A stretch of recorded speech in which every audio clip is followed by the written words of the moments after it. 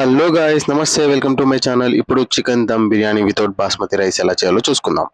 Guys, దానికంటే ముందు please subscribe చేసుకోండి. గైస్, మనం ముందుగానే రైస్ ఇంకా చికెన్ కడిగేసుకున్నాం క్లీన్గా. ఇంకా ఫ్రైడ్ ఆనియన్స్, కాజు కూడా రెడీ పెట్టేసుకున్నాము. ఇప్పుడు మసాలా ఎలా చేయాలో చూసుకుందామండి. మసాలాకి కావాల్సిన వస్తువులన్నీ మిక్సీ జార్లో వేసుకుందామండి. ఆనియన్స్ వేసేసుకున్నాం మనము. ఆనియన్స్ తర్వాత అన్ని మసాలాలు వేసుకోవాలి. ఇందులో గరం మసాలా, చికెన్ మసాలా, చెక్క, మిరియాలు ఇంకా సాజీరా ఉన్నాయి గైస్. చూసారు కదండి, చాలా సింపుల్ మసాలాలు ఇవన్నీ. ప్రతి ఒక్క వారి ఇంట్లో ఉంటాయి గైస్. మీరు ఈరోజు షాక్ అయిపోతారండి ఈ వీడియో చూసి. ఒక్కసారి ఈ వీడియో ఎలాగైతే చూస్తున్నారో అలాగే మీరు ఇంట్లో ట్రై చేయండి. ఖచ్చితంగా చాలా టేస్టీ బిర్యానీ అయితే మీరు చేస్తారు. సో మసాలాలు వేసుకున్న తర్వాత కొంచెం అందులో పెరుగు అయితే వేసుకుందాం మనము. బాగానే వేసుకోవాలండి పెరుగు, మీరు క్వాంటిటీ పట్టేసి. నేను 1.5 kg కాబట్టి ఒక 30 to 40 grams వరకు వేసుకున్నాను. పెరుగు తర్వాత మనం ఏదైతే ఆనియన్స్ ఫ్రై చేసుకుంటామో ఆ ఆయిల్ అయితే వేసుకోవాలి. దాని తర్వాత 2 స్పూన్స్ ఉప్పు అయితే, అలాగే కారం కూడా కొంచెం బాగానే వేసుకోవాలండి.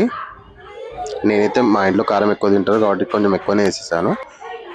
దాని తర్వాత మనం ఏదైతే ఫ్రైడ్ కాజు స్టార్టింగ్లో చేసుకున్నామో అది వేసుకోవాలి. చూస్తున్నారు కదండి చికెన్ ఎంత బాగుందో. సో ఇందులో మనం చేసుకున్న మసాలాలు ఏవైతే ఉన్నాయో అన్ని మసాలాలు ఇందులో దాని పేస్ట్ ఇందులో వేసి బాగా కలపాలి గైస్. ఫస్ట్ అయితే గైస్ చాలా సింపుల్ ప్రాసెస్, చాలా ఈజీగా చేసుకోవచ్చు. అందులోనే కొంచెం వాటర్ కూడా వేసుకుందాం. మనం మిక్సీ జార్లో ఏదైతే మసాలా చేసుకున్నామో అందులోనే కొంచెం వాటర్ వేసి అది కూడా వేసుకోవచ్చు అండి. నేను అలాగే చేశాను, మీరు చూస్తున్నారు. దాని తర్వాత పుదీనా ఒక 2 కట్టాలండి. నేనైతే కొంచెం ఎక్కువనే వేసుకున్నాను, మంచి ఫ్లేవర్ వస్తుంది పుదీనా వల్ల. దాని తర్వాత మనం ఏదైతే ఆయిల్లో ఫ్రైడ్ చేసుకున్నామో కాజు ఇంకా ఇవి, అది 1 స్పూన్ ఆయిల్ మొత్తం వేసి కలిపి బాగా మ్యారినేట్ చేయాలండి. ఆల్మోస్ట్ ఇది వచ్చేసి ఒక 20 to 30 minutes ఫ్రీజర్లో పెట్టేసుకోవాలి గైస్.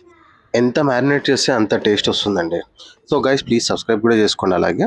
సో ఇప్పుడు మనము రైస్ని ఇంకా చికెన్ మసాలా ఏదైతే మనం కలిపి మ్యారినేట్ చేసుకున్నామో 2 స్టవ్ మీద అయితే పెట్టేసుకున్నాము. సో గైస్, చికెన్ని ఇప్పుడు మనము లో ఫ్లేమ్ మీద పెట్టేసుకోవాలండి. రైస్ ఏదైతే ఉందో అది మీడియం ఫ్లేమ్ మీదే ఉండాలి. చూసారు కదా, రైస్లో నేను ఫస్ట్ 2 పచ్చిమిరపకాయలు అయితే వేసాను ఫ్లేవర్ గురించి. దాని తర్వాత బిర్యానీ ఆకు అది కూడా 2 వేసానండి. మళ్ళీ కొంచెం సాల్ట్ వేసాను. సో గైస్, సాల్ట్ మీకు తగినంత వేసుకోవచ్చు. మీరు కావాలంటే టేస్ట్ కూడా చూసుకోవచ్చు. టేస్ట్ చూసి దాని తగ్గట్టు వేయాలి. చూసారు కదా, ఆల్రెడీ చికెన్ ఏదైతే పెట్టామో అది కొంచెం ఉడకడం స్టార్ట్ అవుతుంది. కానీ గైస్ అప్పుడే వేయొద్దు. మనం ఏదైతే రైస్ ఒక లేయర్ వేస్తామో ఆ రైస్ మినిమం ఒక 60% ఉడకాలి గైస్. 60% ఉడికితేనే వేయాలి. చూడండి, నేను చూస్తున్నాను కదా, నేను రైస్ చూసాను. నేను ఒక 60 to 70% మధ్యలో అయిపోయింది ఆల్రెడీ. సో నేను ఇప్పుడు ఒక లేయర్ అయితే వేస్తానండి. ఒక లేయర్లో మినిమం ఒక 2 times అన్నీ వేసుకోవాల్సి వస్తుంది. ఆ చికెన్ ఏదైతే ఉందో చికెన్ కనబడొద్దు గైస్ ఫస్ట్ టైం మనం వేసుకున్న తర్వాత. ఫస్ట్ లేయర్ అలా ఉండాలి. ఇంకోటి, చికెన్ మనం ఏదైతే మ్యారినేట్ చేసుకుంటామో అది మరీ గట్టిగా అయితే ఉండొద్దు. ఒకవేళ మీకు మరీ గట్టిగా అనిపిస్తే మనకి ఏదైతే వాటర్ ఉందో కొంచెం వాటర్ ఎక్కువనే పెట్టేసుకోవాలి గైస్. అంటే ఒక గ్లాస్ కూడా మీరు వేసుకోవచ్చు కావాలంటే మధ్యలో వాటర్. ఎందుకంటే చాలా థిక్ ఉందనుకోండి చికెన్, ఏమవుతుందంటే కింద కొంచెం కాలిపోతుంది. సో దానివల్ల టేస్ట్ మీకు సరిగా రాదు గైస్.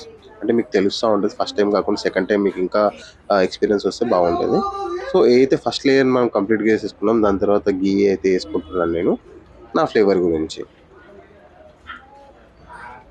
సో మీరు కూడా కావాలంటే కొంచెం ఎక్కువనే గీ వేసుకోవచ్చు గైస్. గీ అయితే దానికి ఎలాంటి లిమిట్స్ అయితే లేవు. So second layer almost 80 to 85% ఉడికింది గైస్. ఈ రైస్ అయితే నేను సెకండ్ లేయర్ వేసుకుంటున్నాను.